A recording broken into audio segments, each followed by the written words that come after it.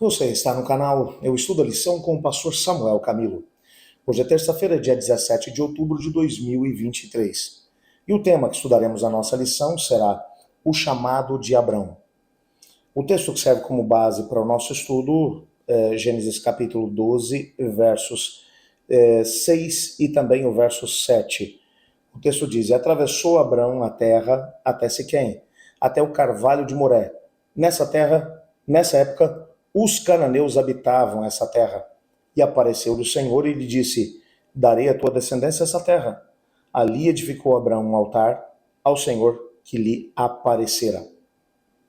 Antes de podermos aprofundar um pouco mais dentro do nosso estudo, eu quero convidá-lo para orar comigo. Pai, muito obrigado por sabermos que o Senhor se preocupa conosco. Eu não sei quem é esse meu irmão ou irmã que ora comigo agora, mas estou pensando em algumas pessoas cujo coração está machucado e ferido. Pessoas que estão buscando uma intervenção da tua parte, mas que ainda não conseguiram. Te peço que o Senhor olhe para cada uma dessas pessoas, Pai. E mesmo aqueles que precisam de uma intervenção grandiosa, de uma resposta grandiosa, eu peço que o Senhor opere, porque acreditamos no teu poder. Acreditamos que o Senhor pode, acreditamos que o Senhor fará. Então clamamos, Pai, em nome de Jesus. Abençoa-nos. Colocamos também diante do Senhor o estudo que faremos agora da Tua Palavra. Fale conosco por Teu Espírito. Pois é em nome de Jesus que oramos. Amém. Quando pensamos no chamado de Abrão, e vimos na lição de ontem, qual era o propósito que o Senhor Deus tinha para ele? Pelo menos um propósito duplo. Num primeiro momento, receber as mensagens da parte de Deus e transmitir essa mesma revelação da parte de Deus às pessoas que haviam sido espalhadas pela terra. Num segundo momento, através da família de Abrão viria o Messias, que abençoaria todas as famílias da terra. A grande questão é que, enquanto Abraão viveu, o Senhor queria que ele também influenciasse as pessoas que estavam à sua volta, e influenciar pessoas que não têm o mesmo princípio, as pessoas que ainda não conhecem o Senhor Deus, nem sempre é fácil. No caso de Abrão foi muito difícil. No capítulo 12, você percebe que Abrão, é bem verdade que ele obedeceu e ele levou um tempo para poder entender que nada a não ser uma obediência total e completa pode fazer com que o plano de Deus aconteça realmente na nossa vida. O primeiro chamado de Abrão, e a gente vai descobrir isso lá em Atos no capítulo 6, um discurso que é feito, 6 e 7, um discurso feito por Estevão, antes que ele fosse apedrejado. Ele vai mencionar que Abrão havia sido chamado lá em Ur dos Caldeus para sair dali e seguir na direção da terra de Canaã. Você vai encontrar a menção desse chamado no capítulo 11 ainda, logo depois do episódio da Torre de Babel. Entretanto, Abrão havia sido desafiado a sair de lá da terra de Ur e deixar para trás a casa de seu pai, bem como os seus parentes, e ir para a terra que o Senhor lhe mostraria, que seria a terra de Canaã. Entretanto, ele sai de lá de Ur, mas ele vai trazer o pai, ele vai trazer o seu irmão Naor, a sua cunhada Milca, bem como Ló, seu sobrinho, e o restante da família. São cerca de 70 pessoas que saem de lá de Ur junto com Abrão. Quando eles chegam, quando eles estão a caminho, eles param em Harã, mais ao norte de onde hoje se encontra Israel. Talvez ali próximo de onde hoje é o sul da Turquia, ok? Ele para por lá, se estabelece por lá, onde ele fica durante 2 anos. O seu pai era adorador de ídolos, apesar de ser também um adorador do Deus verdadeiro. Ele possuía um conhecimento, ainda que em parte, a respeito do Deus, Criador do céu e da terra.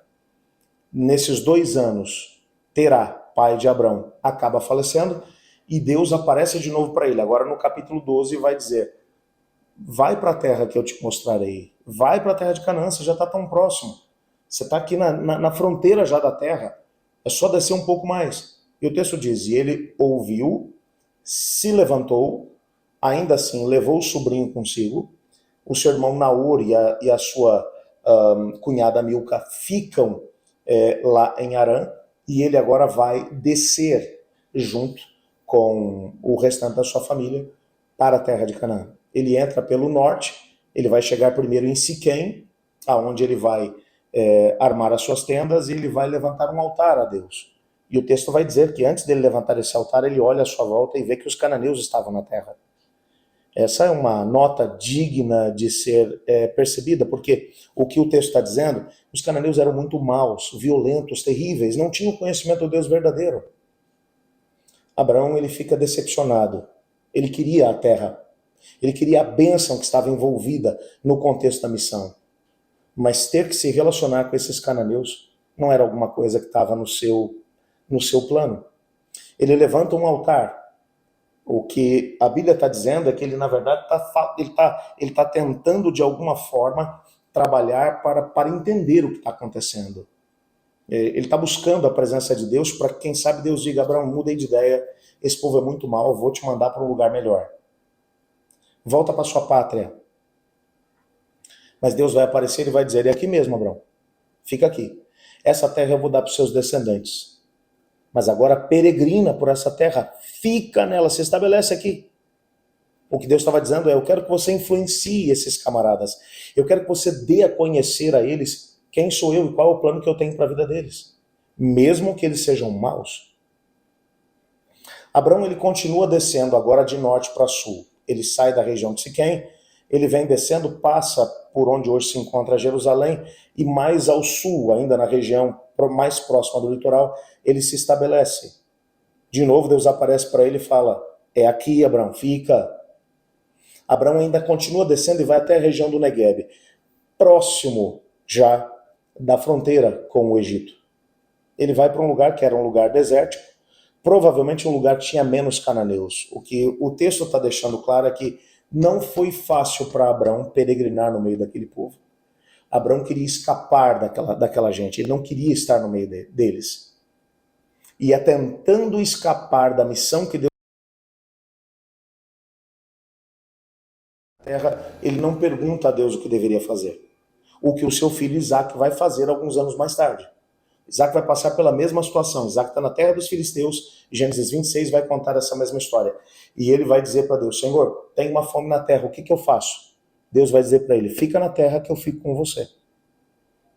E Isaac cava poços, ele trabalha com lavoura, mesmo numa época de grande seca, e ele colhe 100 por 1, porque Deus era com ele, se tornou milionário, mesmo numa época de fome. Abraão não vai trabalhar nessa perspectiva, ele vai atravessar, só vai atravessar agora a fronteira, porque ele já estava bem perto da terra do Egito, e vai se estabelecer no Egito, o que vai gerar um monte de problemas. Ali, por causa da situação que ele colocou, fugindo da missão, ele vai acabar mentindo, dizendo que a esposa não é esposa, que é apenas irmã, mesmo que ela fosse meia-irmã. O faraó vai levá-la para o seu harém, isso vai gerar uma série de problemas, a tal ponto que, por causa disso, Deus vai ter que enviar pragas sobre o Egito, e o faraó é avisado em sonho por Deus de que Sara é esposa de Abrão, que ele deve devolvê-la.